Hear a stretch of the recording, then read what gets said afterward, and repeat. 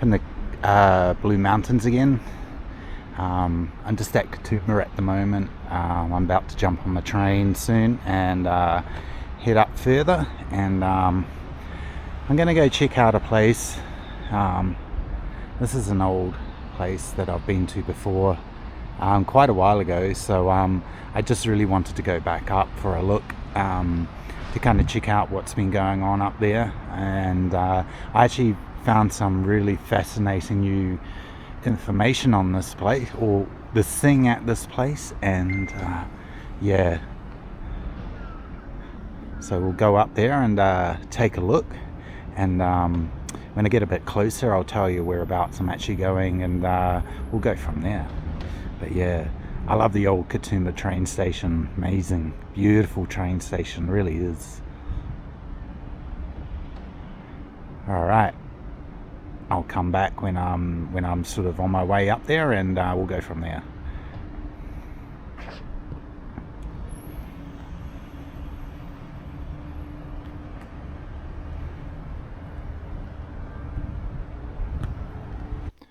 All right, so we're up in the Blue Mountains again.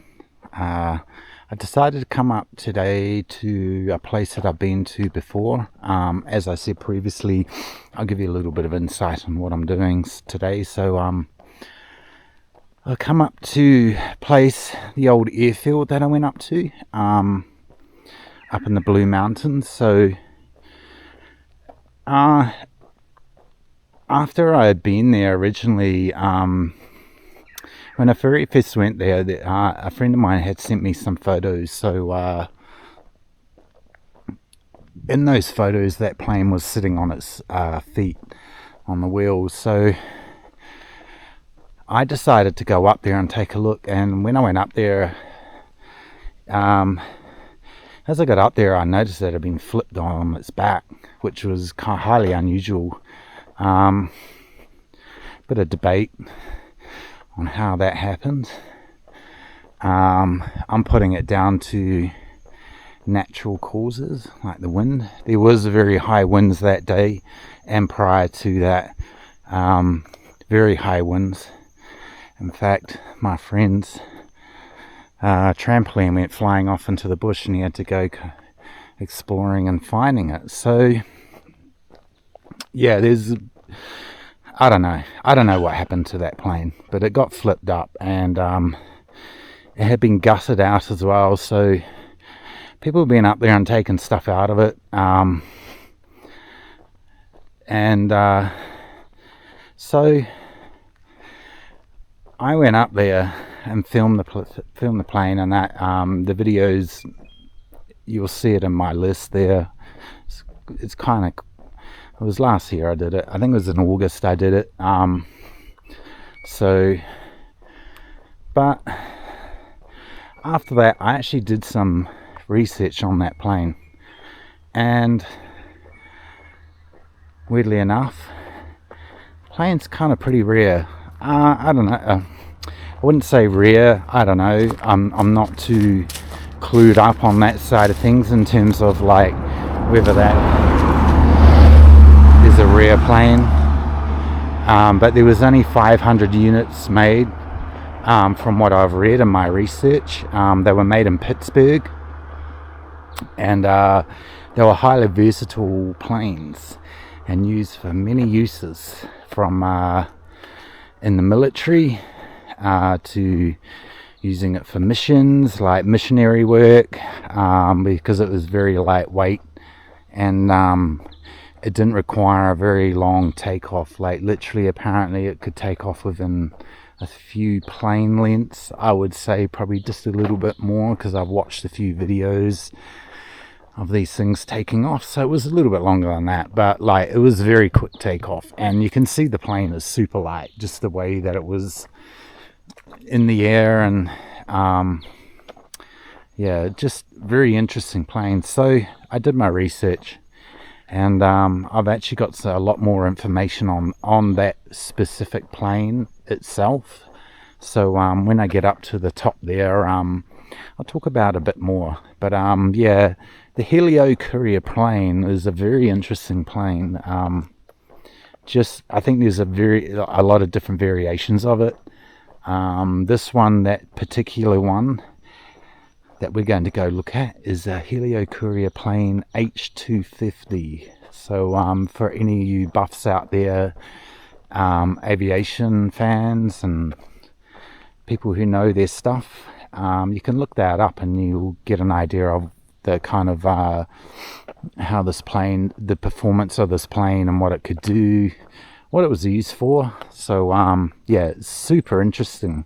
So I'm going to go up. I decided to come back up and take a look because I just want to see if the plane is actually still there. And there was a few things on the plane that I just really wanted to have a look at. One of my viewers had made a comment about the data plate, so I really wanted to go back up and see if I can find that data plate to see like the manufacturing information, when it was made, where it was made, the model, and all that good stuff. So that was a pretty big spiel. So we're going to go up today and take a look at this fascinating place. I love it up here. It's so cool, and even the walk up is just beautiful. The bush up here is amazing, and as you can hear, it's dead silent.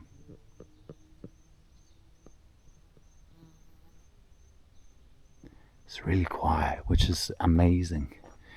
So it's a really nice place to come, go for a walk, forget about the world, and enjoy nature and enjoy the blue mountains as they should be enjoyed.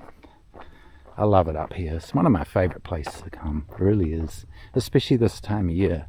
It's unbelievable. Like, you'll get all the leaves on the trees turning yellow and red and orange, and you get all those amazing colors, and just, it's beautiful.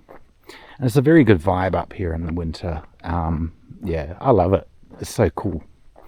One of my favorite places to go and kind of hang out and see and explore.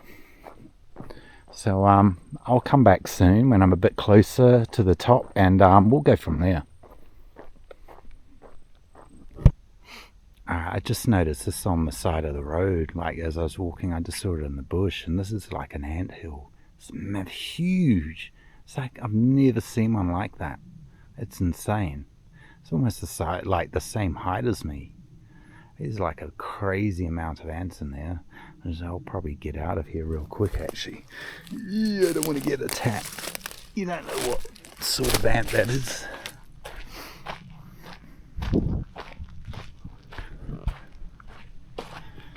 Now, if I remember rightly,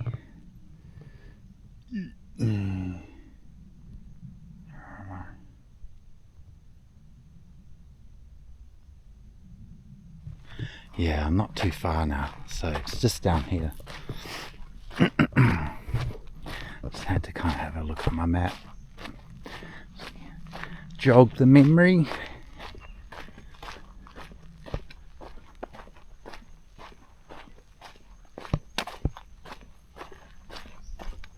Alright, so we've just made it to the location. Go try and find this plane, see how she is, if she's still there. Yeah, kind of really interested to see if it is still there. I hope it is. So here's the old hangars.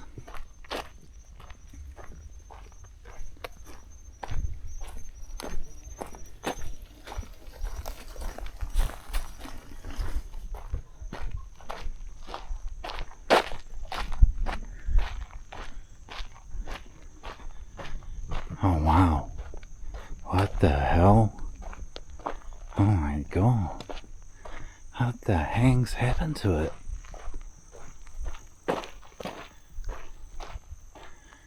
What the hell? It's absolutely total.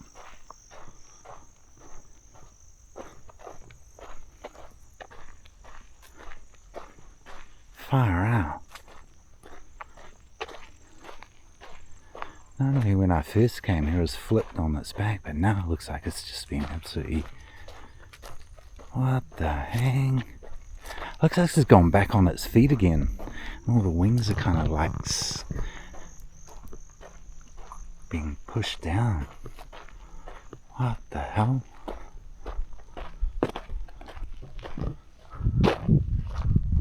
The old hangers. Alright.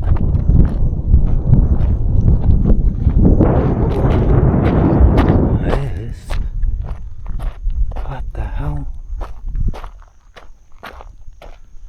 What's happened to it? How the hell did that get flipped back onto its feet and like facing the opposite way? What the hang? That's crazy. It's completely wrecked now.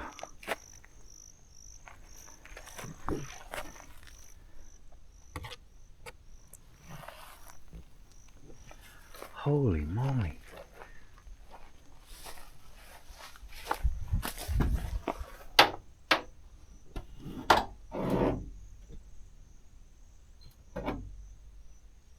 What the hang?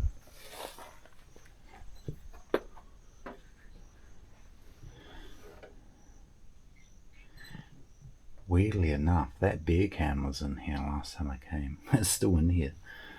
Yeah, that's crazy. Look at that. Someone's actually been in here and taken out all that front instrument bit too, because you can see all the wires are cut.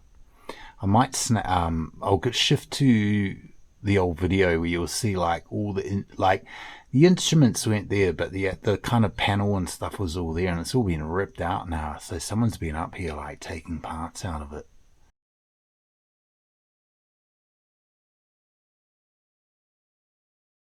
That's nuts. Such a shame, eh? Like, far out. Here's some more bits and pieces. Yeah, someone's been up here, eh? And just had started going to town on it. Seeing the cut wires up there. I hope they ain't coming up here just to take the copper wire out. That's ridiculous. What the hang?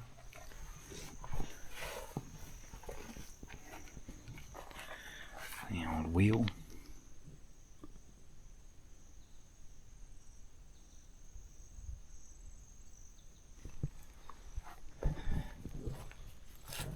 How far out? Whole wings just like collapsed.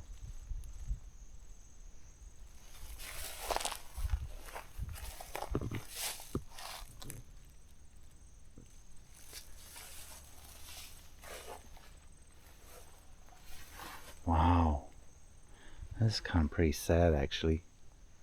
I came up here to kind of like take a look, hoping it was in the original, like in the condition I last saw it, and yeah, obviously not.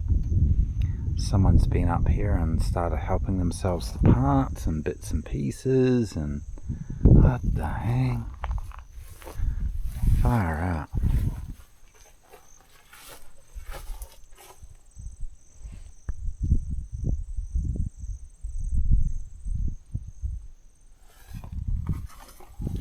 Oh, the flaps.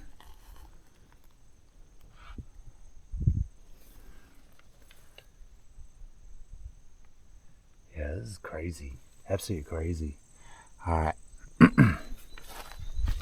I'm gonna go have a look, just take a quick look here, because one of my viewers made a comment about like the data plate, and it was meant to be on the tail of the plane, so I'll just see if I can see anything. There's a little something there. I don't know if you can see that.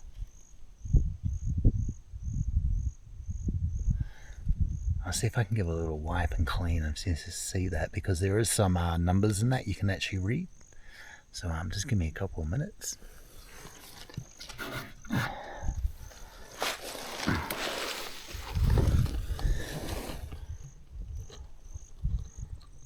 Yeah, I'm not sure if you can read that. So it says AC model H250.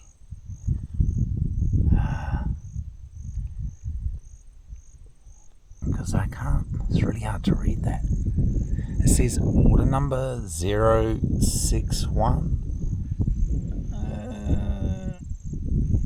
Yeah, can't really read much of that.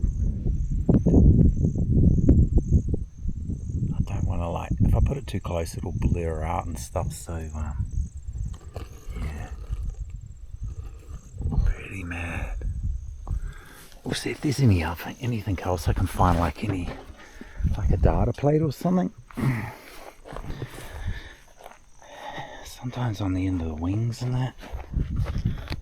Yeah, in there, like in the flat bit there, but no. It's all like fiberglass. Oh. Man, that's absolutely crazy.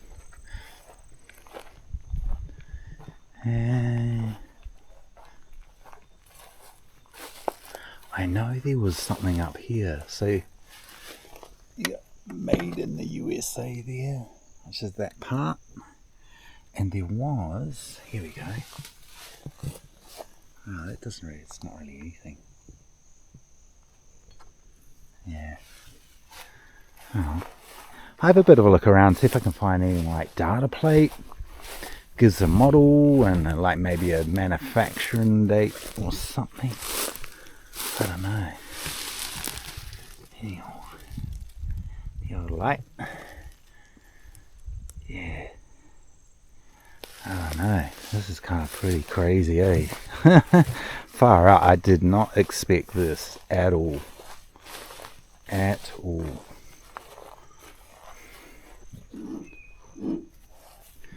Oh, tire still moves. Sort of. But there must be some kind of information somewhere in this plane that I can find.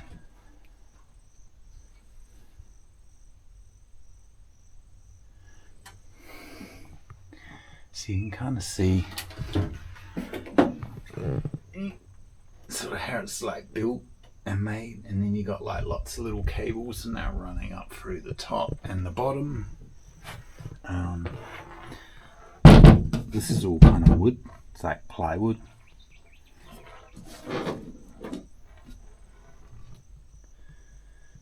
Yeah, I'm so blown away that someone's actually come in here and cut all that wiring, just taken out the panels and stuff. It's so strange.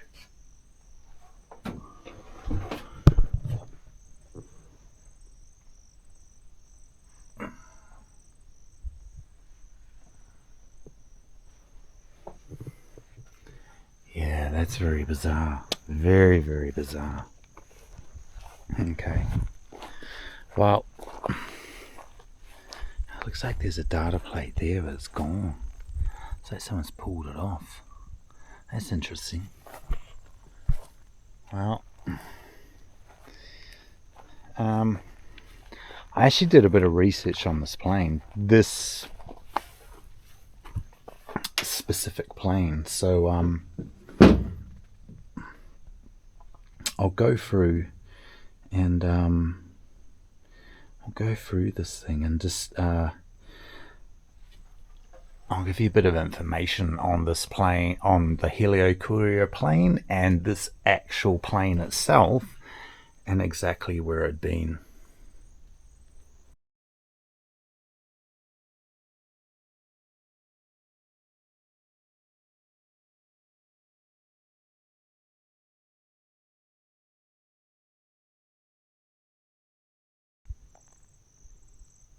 So the Helio Courier is a high wing light STOL, which stands for short takeoff and landing utility aircraft, designed in 1949. Its first certified model, the H3930 Its first certified model, the H391B, was produced in 1954 with the initial aircraft registration number N242B, still in service today. Approximately there's around about 500 units were manufactured between 1954 and 1974 by the Helio Aircraft Company in Pittsburgh, Kansas.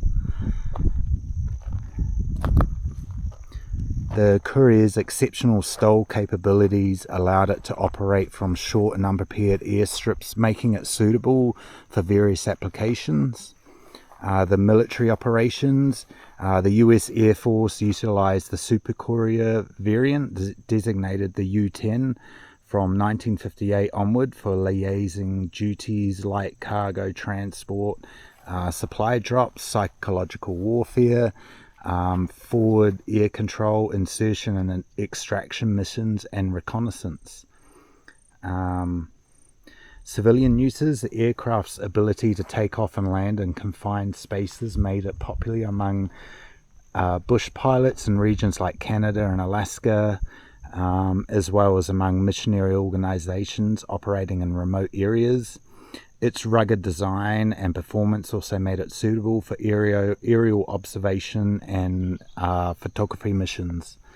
So it had a lot of uses, like it was a very versatile plane. The Helio Courier's unique design features such as the automatic leading edge slats, the large trailing edge flaps contributed to its remarkable performance, allowing takeoffs in just a few plane lengths and a steep climb angles. This is a H250 plane, so the Helio H250 Courier, and my friend gave me some pictures in case the data plate wasn't here. He's been up here and taken photos a long time ago, so I actually have a good photo of the data plate. I just wanted to come up and see if I could actually see it myself, but obviously it's gone. So with that serial number,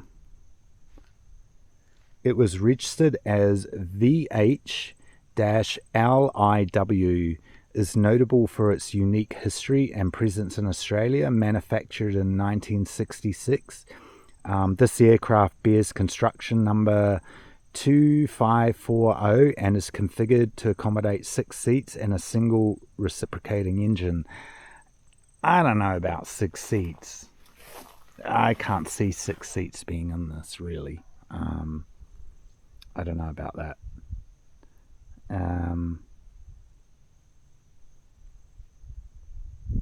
So the Helio H250 Courier model, to which VH-LIW belongs, was produced in limited numbers. Specifically 41 units were built, with construction numbers ranging from 2501 to 2541.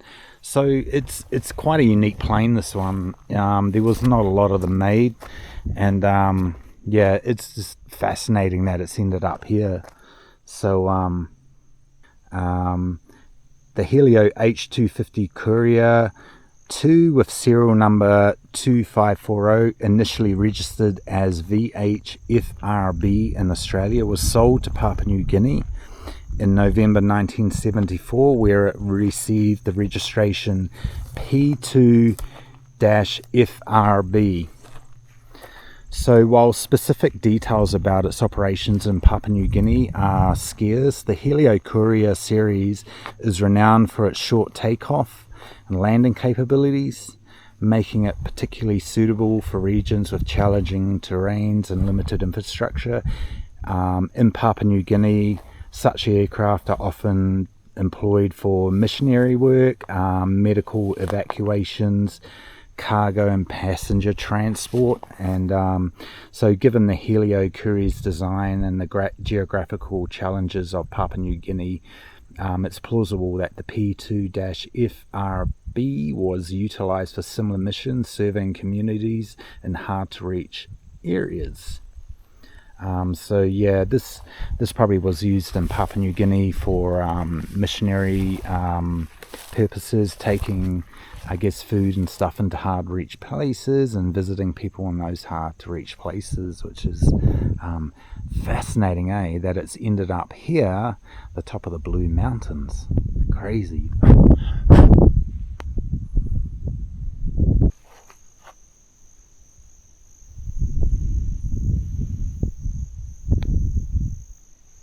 So yeah, I hope that was kind of interesting for those people that were interested in this plane, and especially the person that made the comment. As I said, I've since the data plate wasn't here, I've actually gone ahead and I've actually got a photo of that data plate. It's a pretty good image, so I'll put that in with the video so you can see that. You get an idea of the model, where it was made, when it was made. This is crazy, amazing. Beautiful plane, but it's so sad that it's in this condition. Just really, really, really sad. Yeah, it would have been nice if it was actually still on its feet, to be able to maybe push it back into those hangars where it's out of the elements, and just keep it nice so people can come up and have a bit of a look. But unfortunately, it's in this condition now, so it's really sad. But I'm glad I got to come back up and document this and have a little bit of a talk about its performances, where it came from, all that good stuff. So I really hope you enjoyed my video. Yeah, I love coming and seeing these things, especially like planes and bits and pieces. It really is kind of pretty interesting, especially the history behind all these planes and that. Yeah, very, very interesting.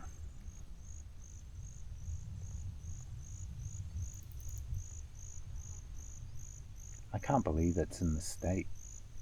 I just cannot believe it. So I'll do a little bit of a walk around before I leave, and hopefully you can see some stuff that maybe you didn't see before.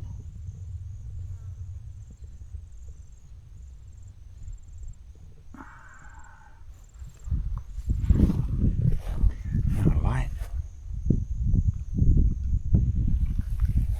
Yeah. It's not much to them, very, very, just not a lot when you actually kind of break it down. But it does its job. Absolutely fascinating.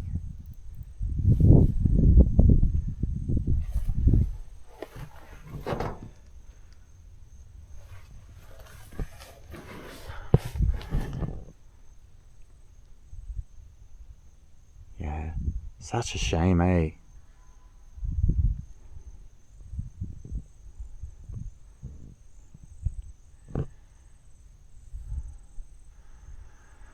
Oh well, guess that's about it for today. As always, I love coming seeing these sort of things. This plane, I love planes. I've always been interested in planes since I was a kid, especially the old World War II planes and stuff like that. So yeah.